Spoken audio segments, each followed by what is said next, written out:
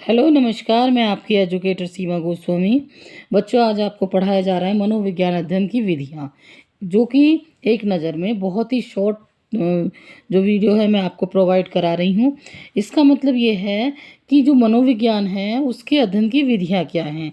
देखो बच्चों, जो फर्स्ट है आपका वो आत्म निरीक्षण या अंतर्दर्शन विधि। ये जो विधि है वो कौन सी विधि है? सबसे प्राचीन मनोविज्ञान की प्राचीनतम विधियों में से एक है। तो क्वेश्चन आता है, और ये एक भी आ सकता है और दोनों भी आ सकते हैं, कि अंतर्दर्शन विधि या आत्म निरीक्षण विधि कौन सी विधि है? तो ये मनोविज्ञान की प्राचीनतम विधि है। नेक्स्ट है बच्चों सेकंड, व्यक्ति इतिहास अध्ययन विधि गुणात्मक विधि। ये क्या है? ये असामान्य व्यवहार के निदान एवं उपचार की सर्वोत्तम विधि है।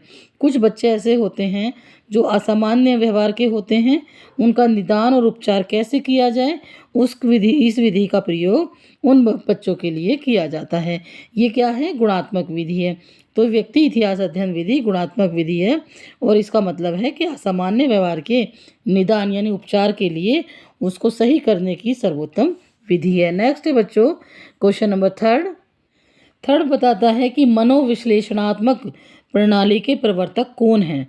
क्वेश्चन आएगा कि मनोविश्लेषणात्मक प्रणाली के प्रवर्तक कौन हैं या इसका उत्पादक कौन है। तो वो है सिगमंड फ्रायड।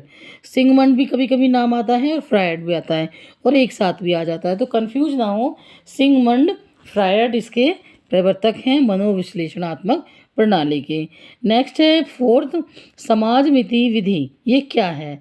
समूह की बनावट के अध्ययन की विधि है। समाज से ही आपको पता चल रहा है कि ये समाज विधि क्या है। समूह यानी बहुत समाज के अंदर बड़े बड़े ग्रुप, और वो समूह के बनावट के अध्ययन की विधि को समाजमिति विधि कहते हैं। नेक्स्ट है बच्चों 5, प्रश्नावली विधि का सर्वप्रथम प्रयोगकर्ता कौन था? जो प्रश्न करते हैं, हम बच्चों से क्वेश्चन पूछते हैं, ये एक प्रश्नावली विधि है। इसका सर्वप्रथम प्रयोगकर्ता था वुडवर्थ। तो क्वेश्चन ये आ सकता है कि प्रश्नावली विधि किसकी विधि है? तो वुडवर्थ की है। या प्रश्नावली विधि का सर्वप्रथम प्रयोग किसने किया? तो वुडवर्थ ने किया।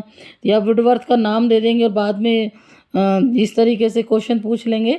तो ये क्वेश्चन मतलब जो प्रश्न करने की विधि है वो सबसे पहले इसका प्रयोग किया था वुडवर्थ ने। नेक्स्ट है बच्चों जो 6 है, मनोविज्ञान व्यवहार का निश्चित विज्ञान है। यानी कि ये किसने कहा है? वाटसन ने कहा है। ये कह रहा है कि जो मनोविज्ञान व्यवहार का निश्चित विज्ञान है, यानी जो मनोविज्ञान के आधार पर व्यवहार का अध्ययन किया जाता है वो निश्चित है। उसके बच्चे के बिहेवियर से, उसके रहन सहन से, चाल चलन से, बात करने के तरीके से, पढ़ने के तरीके से, इस सब का जो अध्ययन होता है, मानसिक विकास का अध्ययन, जितना भी अध्ययन होता है वो बिल्कुल निश्चित है। उनको देख करके ही वो मनोविज्ञान व्यवहार का अध्ययन किया जाता है, ये वाटसन ने कहा है। नेक्स्ट बच्चों 7, विकासात्मक विधि को जेनेटिक मेथड की संज्ञा भी दी जाती है। तो ये क्वेश्चन आ सकता है कि विकासात्मक विधि को किसकी संज्ञा दी जाती है? तो जेनेटिक मेथड की संज्ञा दी जाती है। तो बच्चों, आज मैंने आपको पढ़ाया मनोविज्ञान अध्ययन की विधियाँ, जो कि इनमें से आपको 3 से 4 क्वेश्चन जरूर मिलेंगे, और ये बहुत कंफ्यूज करके आपको पूरी एक पैराग्राफ सा बना करके क्वेश्चन देते हैं। तो इसलिए मैंने जितना भी तैयारी करा रही हूँ आपको, वो बस आपको वर्ड पकड़ना है। जैसे मनोविश्लेषणात्मक तो सिगमंड फ्रायड, जैसे समाजमिति तो ये समूह की बात हो रही है, जैसे प्रश्नावली विधि वुडवर्थ ने इसका प्रयोग किया था, और प्रश्नावली विधि किसकी है? वुडवर्थ की है। या मनोविज्ञान क्या है?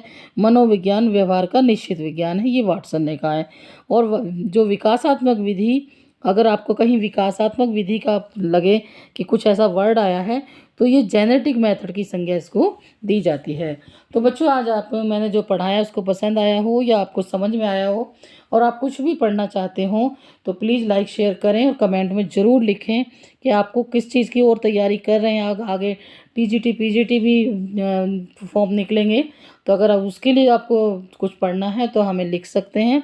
दूसरा, अगर पूरी सीडीपी आपको चाहिए तो मेरा व्हाट्सअप नंबर है, उस पर आप फ़ोन कर सकते हैं, या मैं जो कमेंट में लिख सकते हैं। धन्यवाद।